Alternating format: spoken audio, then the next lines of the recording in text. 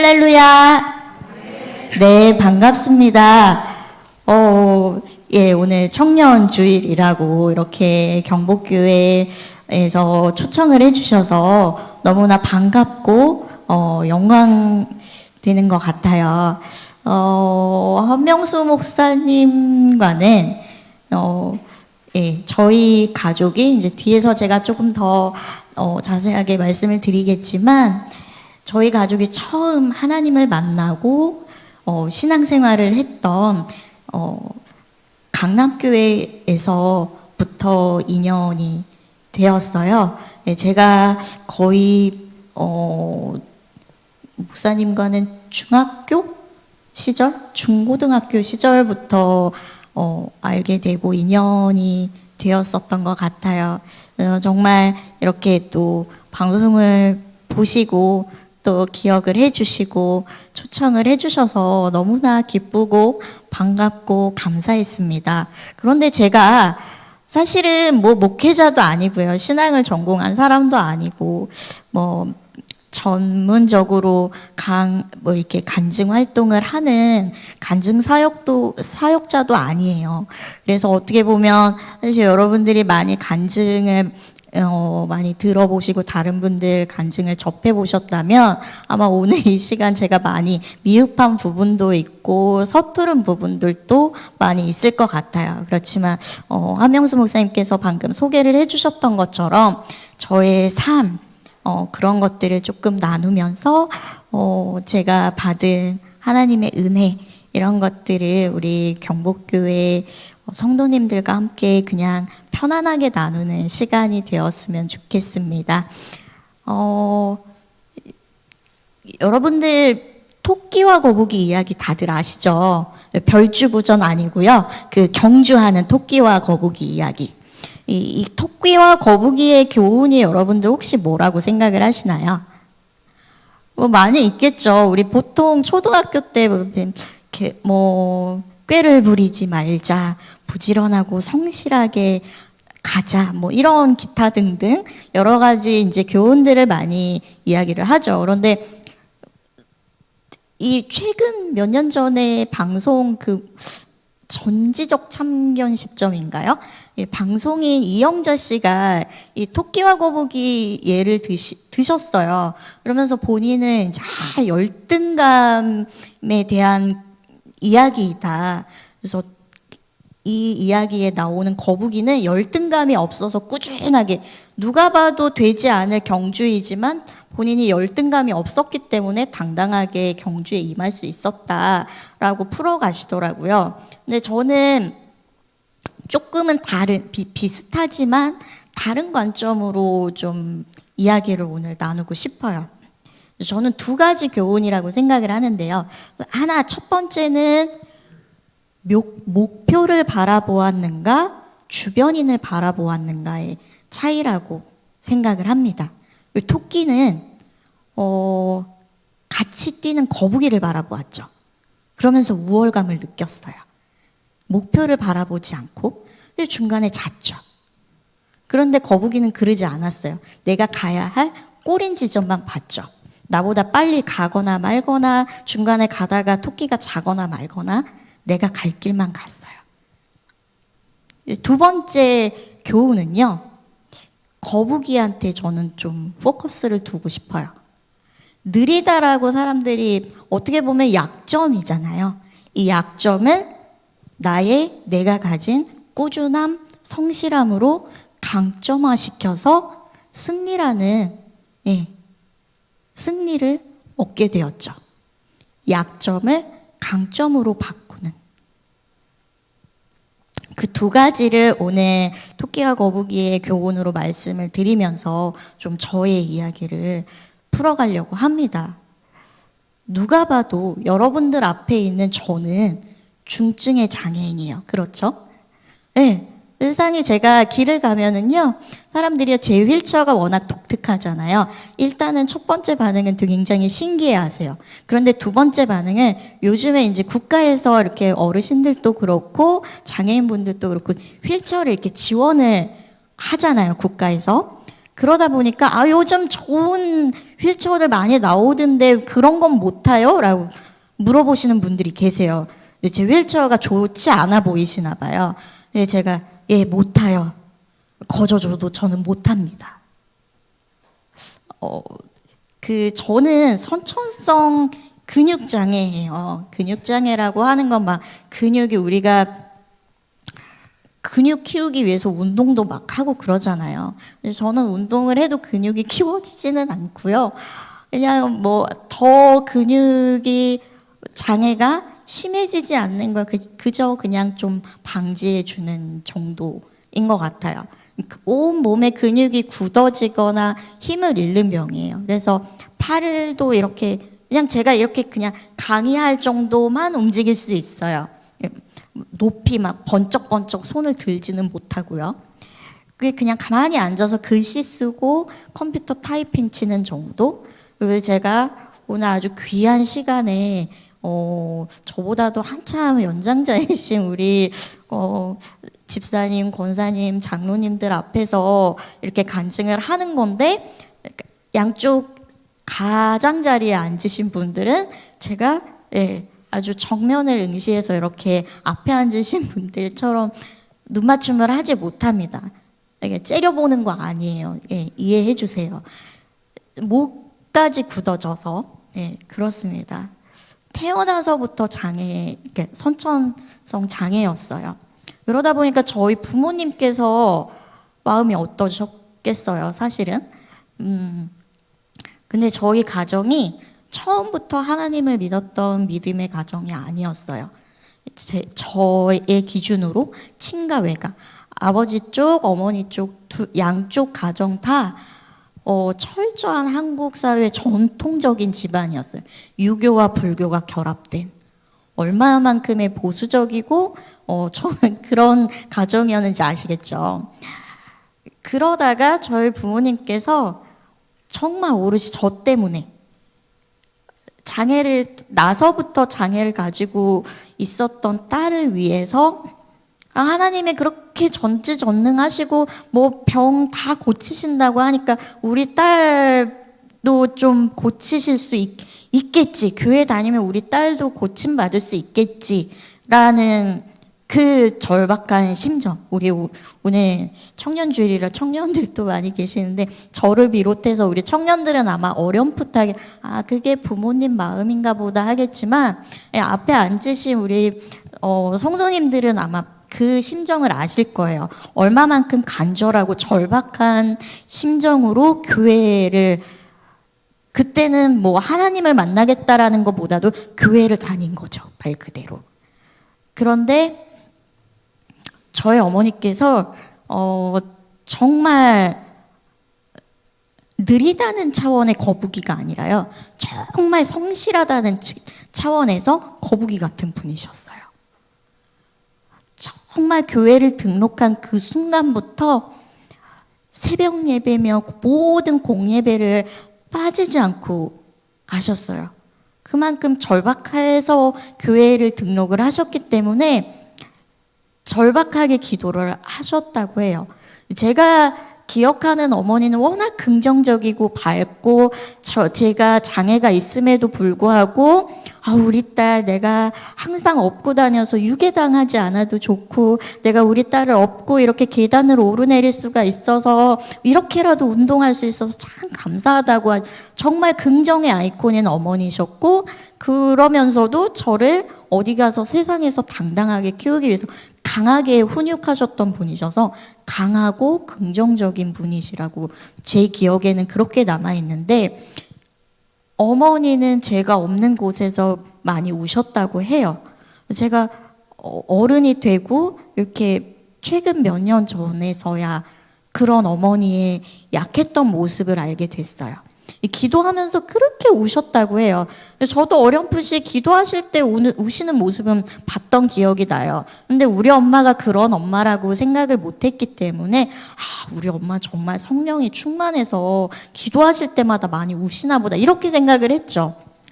근데 이렇게 어른이 되어서 그 나이대에 어머니 나이가 되고 보니까 그냥 내가 부모 마음은까지는 깊이 있게 이해하지 못하지만 엄마도 그런 돌아서서 마음에 무거운 짐들이 있어서 많이 우셨을 수 있겠다. 참 많이 힘드셨겠구나. 그런 마음이 들더라고요. 정말 어머니가 그런 말씀을 해주셨어요. 교회 가면 그냥 앉으면 하나님 하면 눈물이 흐르셨다고 해요. 그래서 제가 제 장애가 이 선천성 근육장애는 20살까지밖에 못 산다고 의학적으로 나와 있어요. 그래서 그때 제가 10살 때 저희 가족이 이제 하나님을 믿게 됐거든요. 10살 때니까 10년밖에 안 남았잖아요. 이 시한부라고 하는 거 여러분 그 눈물의 아이콘이잖아요. 드라마나 영화를 봐도 시한부를 뭐 우리도 막 우리 그 주인공도 아닌데 못 사 얼마 못 산대 이러잖아요. 10년밖에 안 남았다라는 생각이 들었을 때 그런 딸을 바라보았을 때 어머니 심정은 상상이 되시죠. 그래서 기도를 하실 때마다 펑펑 우시면서 하나님 희스기야 15년 살려주셨잖아요. 희스기야 생명 연장 15년 해주셨다면서요. 우리 진영이도요.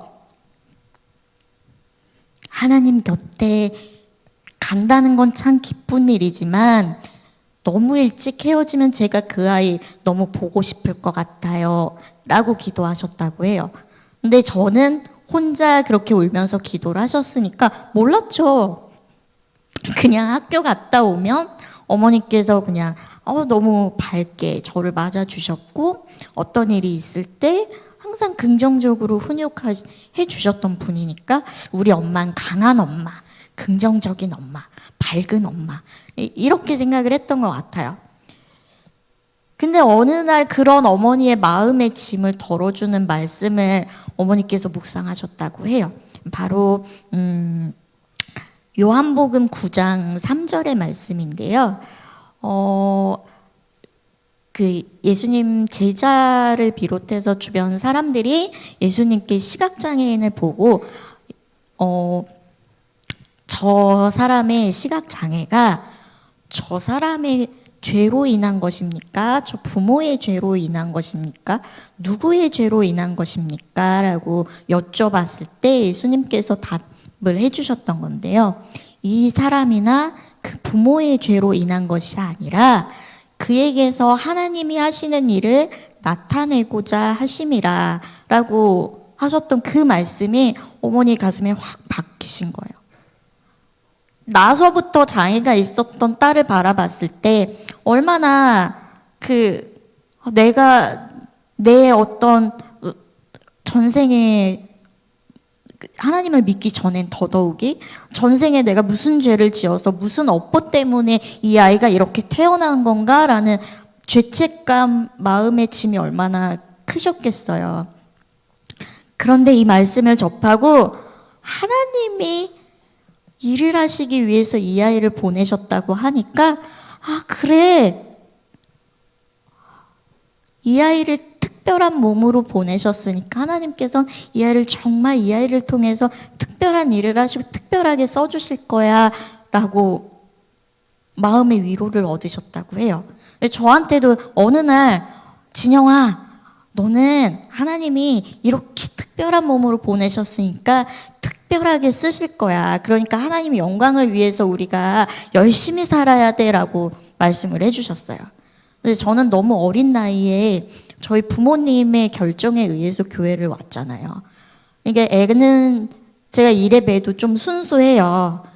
안 믿으시는 분이 계신데 제가 좀 순수해서 하나님은 전지전능하시지 예수님이 우리 때문에 돌아가셨대. 오 너무 감사하다.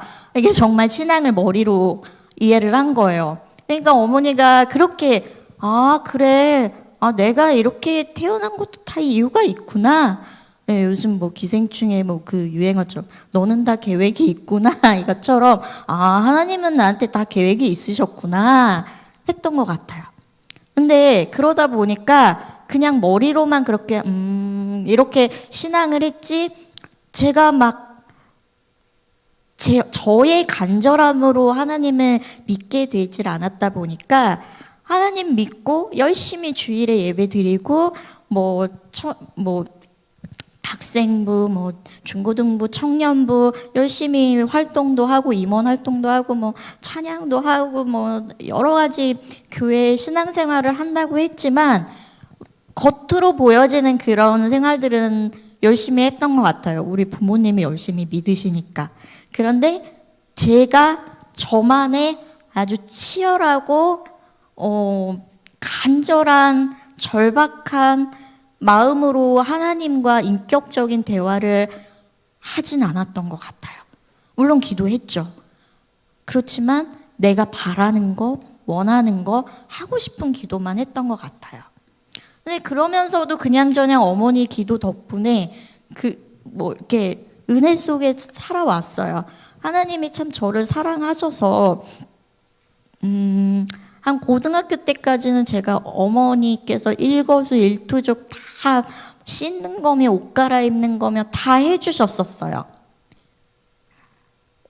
그러니까 누구 24시간 도움이 없으면 전혀 혼자 살 수가 없었던 거예요.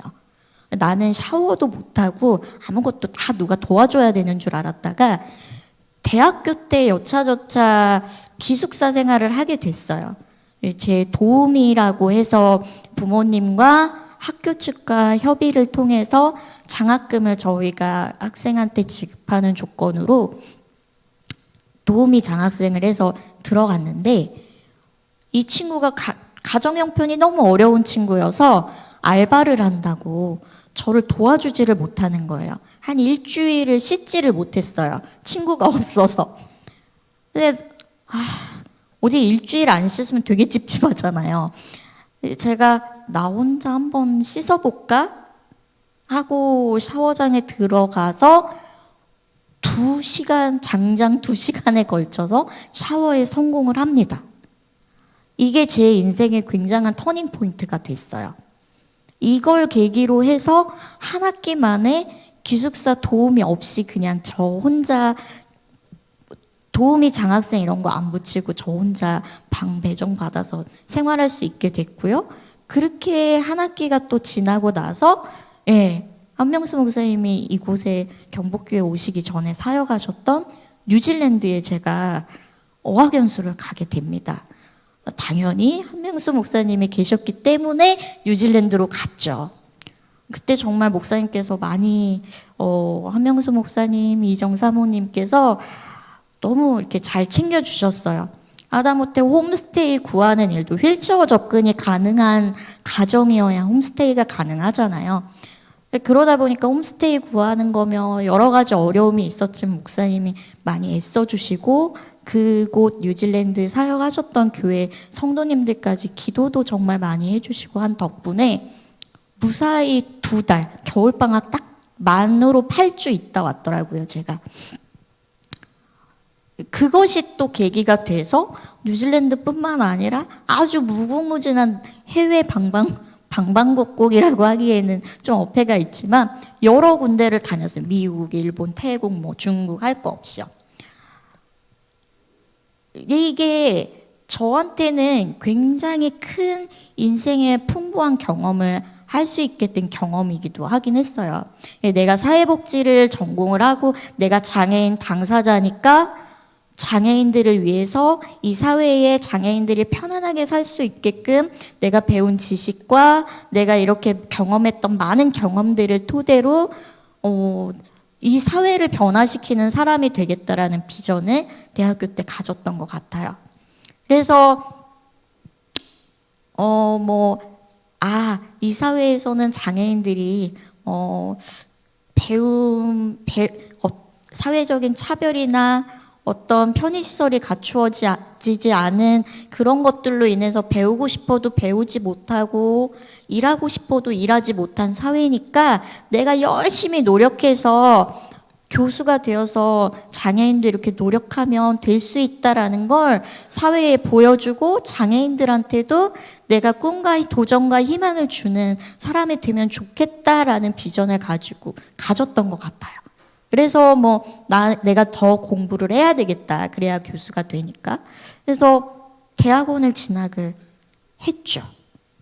석사도 졸업하고 박사과정까지 이제 들어가게 되면서, 근데 사람이요 점점 나이가 들기도 하고 또 이렇게 막 급박하게 살아가다 보면 어떤 그 가졌던 하나님이 주셨던 그 비전, 내가 기도했던 것, 처음 가졌던 초심, 이런 것들은 잃어버리게 되는 것 같아요. 나도 모르는 사이에. 박사과정에 들어가서 지도 교수님께서 조교, 개인 연구실 조교로도 이렇게 저를 맡겨주셨어요. 그래서 교수님 스케줄도 조정을 하고 막 이런 일을 하면서 박사과정 공부를 하다 보니까 어느 순간 점점 욕심이 생기는 거예요.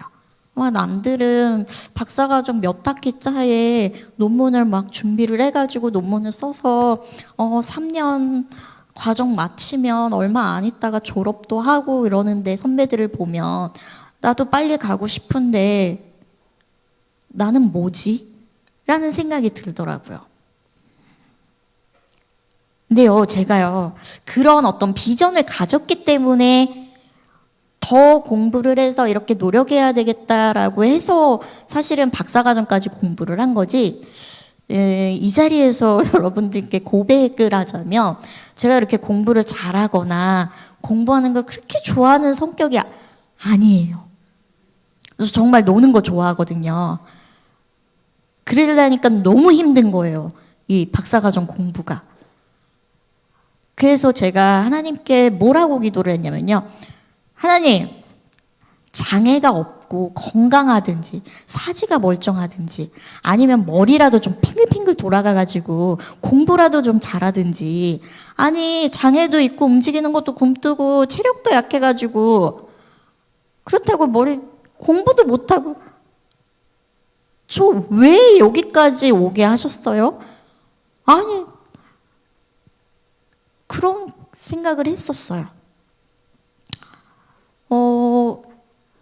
그렇게 이제 막 박사과정이 진학이 되고 그렇게 막 하면서 욕심이 생기고 불평불만이 생기고 그러다 보니까 이게 또 병이 오더라고요, 육체적으로도.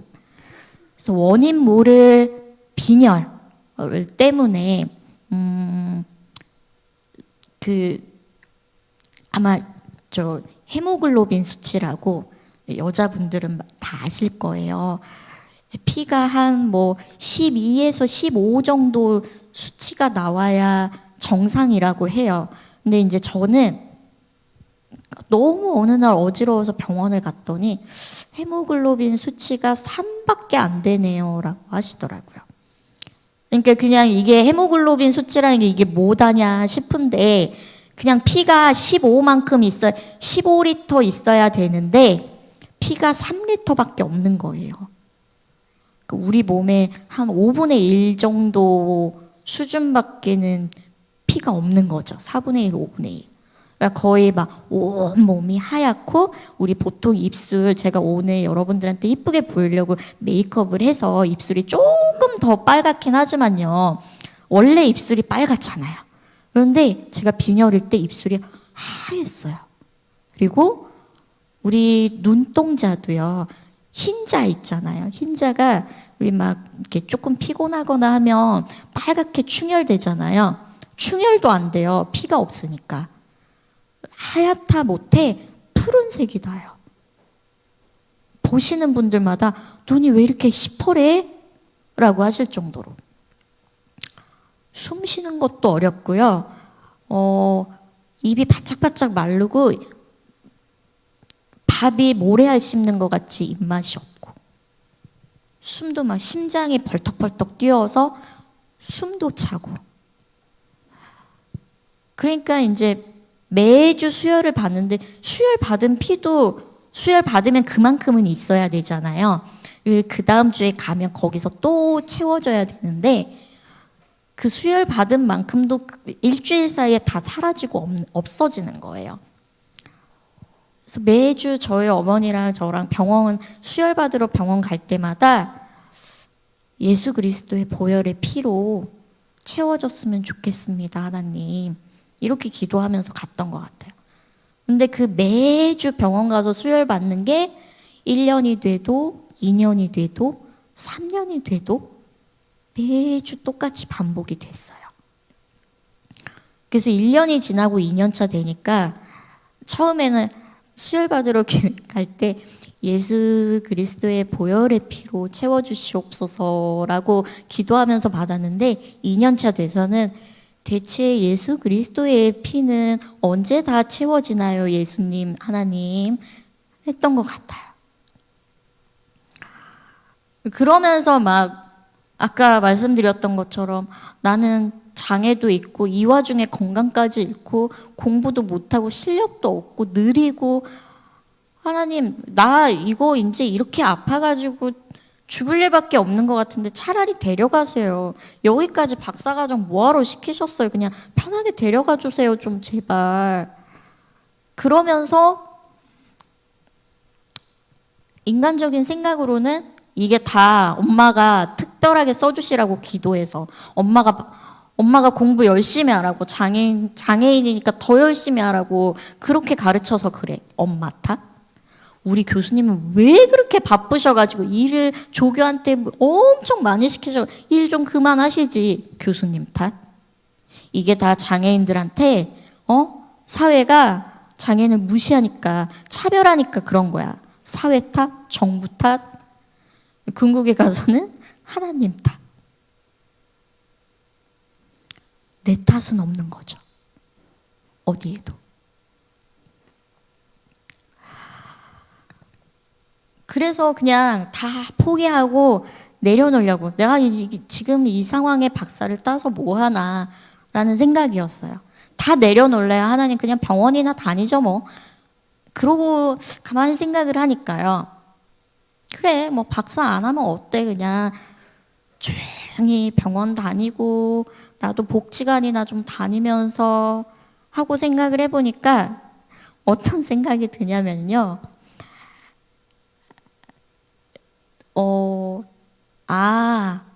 동네 사람들, 내가 박사과정 한다고 하는 걸 아는 주변 지인들이 나를 바라볼 때 그렇게 되면 어떻게 바라볼까? 적어도 박사 수료까지는 한 장애인이다라는 걸 알아줄까? 내가 사회복지를 했다는 사실은 알까? 그들이 나를 바라보는 건 그냥 그저 그런 중증의 장애인으로 보겠지? 중증 장애인도 그저 그런 이상한 특별한 휠체어를 타는 그런 장애인으로 보겠지? 라는 생각이 드는 거예요. 그러면서 정말 우리가 흔히 장애인 하면 떠오르는 이미지 있잖아요.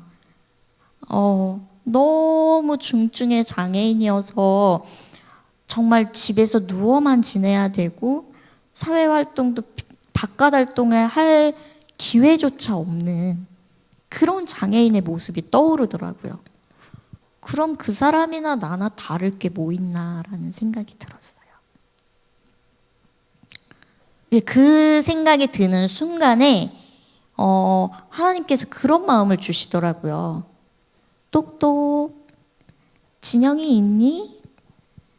너 지금 그 생각이 들었으니까 내가 얘긴데 너가 좀 교만했던 것 같아. 내가 그렇게 겸손하라고 했는데 너 교만했던 것 같아. 제가요? 저 장애인 위해서 하나님 영광 돌리겠다고 했는데 제가 교만하다고요? 하나님? 내가 잘 먹고 잘 살겠다고 한 거 아니고 장애인 위해서 하겠다고 한 건데 너 교만해. 너 장애인들의 삶을 얼마나 알아? 하고 생각하니까요. 제가 장애인들하고 접해본 일이 별로 없어요. 초등학교, 중학교, 고등학교 다 일반 학교에서 비장애인들이랑 공부했어요. 저한테는 장애인 친구가 없었어요. 그나마 대학교 들어가서 장애인 친구들을 조금 사귀었지만 저랑 비슷한 부류예요. 그래도 왜냐? 어쨌든 대학교까지 들어온 친구들이잖아요. 근데 정말 제가 아까 얘기했던 배우고 싶어도 배울 수 없고 바깥 출입조차 할 수가 없고 외출조차 할 수 없는 정말 어렵게 사는 중증 장애인들을 제 주변에 못 만난 거예요. 그러니까 저한테 어떤 마인드가 있었냐면 장애인들 뭐 불쌍하고 집에 있어도 바깥으로 나오려는 의지도 없고 그냥 내가 열심히 배워서 사회를 뜻은 좋아요. 그런데 뭐였냐면 그 깊은 심리 속에는 내가 박사 학위를 받고 내가 교수가 되어서 사람들이 나를 좀 알아주는 위치에 가서 내 말을 좀 귀담아 들어줄 수 있는 위치에 가서 내가 사회를 변화시키겠다고 그냥 그렇게 생각을 한 거예요. 그러면서도 한편으로 마음 한켠에 그런 장애인들을 보면서 장애인들 별 수 없어. 제가 석사 졸업하고 너무 학교집만 하고 하다못해 복지관 같은 데도 이용조차 해보질 않아서 석사 학위 논문을 쓰느라고 너무 힘들었어요. 교수님께서 너 장애인 맞냐? 라고 하실 만큼. 그래서 석사 졸업하고 조금 장애인 단체, 뭐 자립생활센터라고 하는 곳에서 잠깐 일을 배워보겠다고 있었는데 좀 안 좋은 경험들이 있었어요. 장애인들한테 좀 상처를 받는 일들이 있어서 그때 또 한 번에 제가 장애인을 무시하는 생각을 했어요. 그래, 장애인들 별 수 없어. 그러니까 세상한테 무시당하고 차별받는 거야. 이를테면 차별받아도 싸. 이런 거 있죠. 얼마나 교만한 생각이에요. 내가 뭔데. 하나님께서 그런 것들을 다 생각나게 해주시더라고요. 너 장애인들 위해서 일을 하겠다며. 근데 뭐? 그만둬도 돼? 내가 너 실력 있어서 여기까지 박사과정까지 공부하게 인도한 줄 알아? 그래, 네 말대로 너 실력 없어. 공부 안 좋아해. 다 내가 여기까지 인도를 했으니까 온 건데 뭐 네 맘대로 그만둬? 라고 말씀하시더라고요. 그러면서 오늘 우리가 함께 나누었던 사도 바울의 고백을 저한테 보여주셨어요. 네, 바울한테 해주셨던 거죠. 내 은혜가 네게 족하다. 내 능력이 약한 데서 온전하여짐이라. 네가 약한 그때가 강함이야. 너 지금 아픈 거? 그렇잖아요. 예수님은 당신 죄도 아니고 우리 죄 때문에 십자가에 그 못 박히는 고통 피 흘리시고 고난 받으셨잖아요. 근데 나 꼴랑 건강 좀 안 좋아서 매주 수혈 받는다고 투덜투덜 된 거예요. 그러네요, 하나님. 제가 예수님 고통에 비하면 정말 10분의 1 정말 이 눈곱만큼도 안 되는 고통 갖고 나 힘들다고 데려가시라고 했네요. 죄송해요. 그러네요. 제가 교만했군요.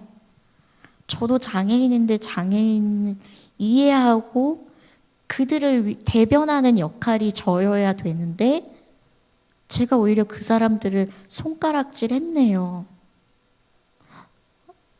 하나님 우리한테 성경에 정죄하지 말라고 하시잖아요. 죄인에 대해서도 정죄하지 말라고 하는데 이 사회에서도 사람한테 외면받고 소외받는 대상을 제가 비난을 했더라고요. 정말 회개했어요. 그럼 하나님 제가 뭘 해야 될까요? 알겠어요. 제가 장애인들하고 좀 가까이 지내면 되겠죠? 장애인 단체도 같이 활동도 해보고 지금 여러분들이 아시는 것처럼 장애인 식개선교육 강사로 활동을 해오고 있어요. 그래서 제가 또 그 다음에 어떤 마음이 들었냐면, 하나님, 저 이만하면 됐겠죠? 예? 예. 예. 하나님, 저 장애인하고 가까이 지내는데, 예? 많이 친해졌어요, 하나님. 그랬더니 어떤 마음을 주시냐면, 그래, 사람 앞에 겸손은 당연한데 너 내 앞에도 좀 겸손해야 되지 않겠니? 그게 무슨 말씀이세요? 하나님, 저 이렇게 좀 다 많이 활동하니까 저 박사학위는 안 해도 되잖아요. 그게 교만의 상징이었더라고요. 그러니까 저 학위 안 받을래요 라고 기도를 드렸거든요. 그랬더니 하나님 앞에 겸손이라는 말씀을 주시더라고요. 하나님 앞에 겸손이요? 그쵸, 하나님 앞에 겸손이죠. 제가 무슨 보잘것 없는데 하나님이 다 해주시잖아요. 하나님이 다 해주신다? 그렇지. 제가 실력이 있고 능력이 있어서 박사학위 공부를 마치고 학위를 받고 활동하는 게 아니잖아요. 논문을 쓰고 학위를 마치는 그 과정까지도 하나님께서 인도해 주실 거잖아요. 그런데 제 맘대로 안 하겠다고 했어요. 요새 오늘 이제 한명수 목사님을 통해서 경복교회 초청도 많이 해주셨는데, 경복교회뿐만 아니라 가끔 많지는 않지만 교회에서 이렇게 초청해 주시는 경우가 좀 종종 있어요. 그래서 이게 내가 세상에 대해서도 장애인들의 삶을 인식개선 교육 강사로서 알려야 되겠지만, 이런 내가 경험했던 하나님의 은혜와 사랑을, 하나님의 능력을 교회 안에서 전하고 은혜를 나누고, 이런 것 또한 하나님께서 원하시는 사역인 것 같다라는 생각이 들었어요. 그래서 정말 순종하는 마음으로 간증의 자리에 이렇게 불러주시면 앞에 서려고 노력을 하고, 열심히 주시는 기회들을 제가 이제 활동을 하고 있다 보니까, 아까 이제 목사님께서 저를 소개해 주실 때 CBS 세상을 바꾸는 시간 15분이라는 강연 프로그램에도 또 출연을 할 수 있는 기회를 주시더라고요. 사실 강의를 하는 강사로서는 그런 강연 프로그램에 출연을 해서 내 이야기를 전할 수 있다는 게 굉장히 큰 영광이거든요.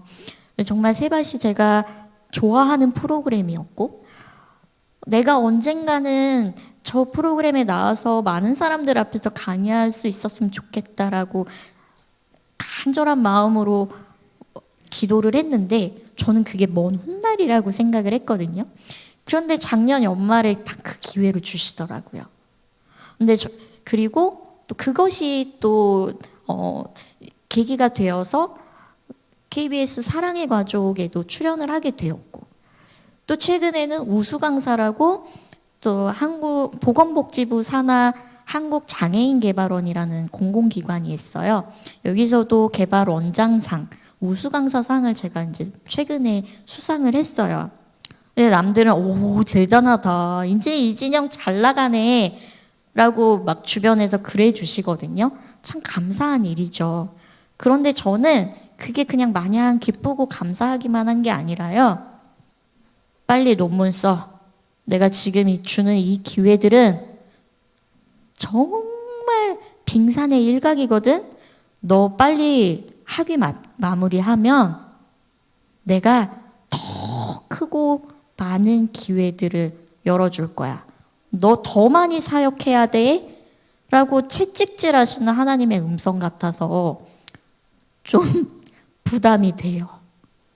거룩한 부담감이죠. 그래서 이제 열심히 학위를 마무리하려고 노력을 하고 있습니다. 올해는. 결국은 사람이 아니라 하나님을 바라보고 나아가야 되는 것 같아요. 아까 우리 이제 청년분 대표기도 해주셨는데, 너무나 우리가 좌절하는 순간들도 많고 우리 사회가 혼돈의 시대잖아요. 더욱이 이 코로나라는 감염병까지 돌다 보니까 정말 소소한 대면에서 일상을 살아갔던 그 소통의 기회들이 단절되게 되고 경제적으로도 많이 어렵게 되고 가뜩이나 뭐 M4 세대니 뭐 해서 청년들이 뭐 연애도 결혼도 출산도 차도 집도 다 포기해야 되는 세대라고 이야기를 했는데 그 와중에 코로나까지 겹쳤어요. 정말 뭐 금수저니 흙수저니 부익부 빈익빈 해서 청년들이 많이 상실감이랄까요? 좌절감 이런 것들을 느끼게 되는 시대이기도 해요. 청년들뿐만 아니라 우리 그렇잖아요. 그런데 생각을 해보면요. 예수님은 정말 말구유의 목수의 아들 낮은 자로 오셔서 낮은 자를 위해서 사역을 하시다가 우리의 죄를 위해서 죽음으로 인류를 구원하셨죠. 그런데 그 결과가 어땠어요? 부활 승리하셨잖아요. 약할 때 강함이죠. 어둠이 있어서 빛이 더 환하게 느껴지고 악이 있어서 선을 선으로 우리가 알 수 있고 그렇기 때문에 고통이 있어서 기쁨이 있고 감사가 있을 수 있는 것 같아요. 저에게도 남들은 불행할 것 같고 불편할 것 같고 힘들 것 같다고 이야기하는 장애가 저한테 있지만 그 장애가 있어서 더욱더 하나님을 붙들고 매달릴 수 있게 되고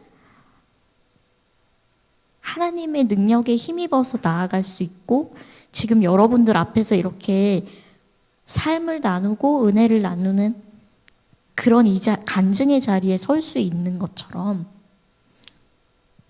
우리들이 각자 가지고 있는 약점들이 있어서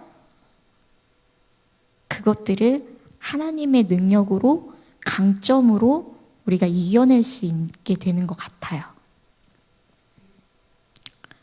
그것이 약할 때 강함이겠죠. 본인보다 빠른 토끼를 본 것이 아니라 내가 가야 할 지점을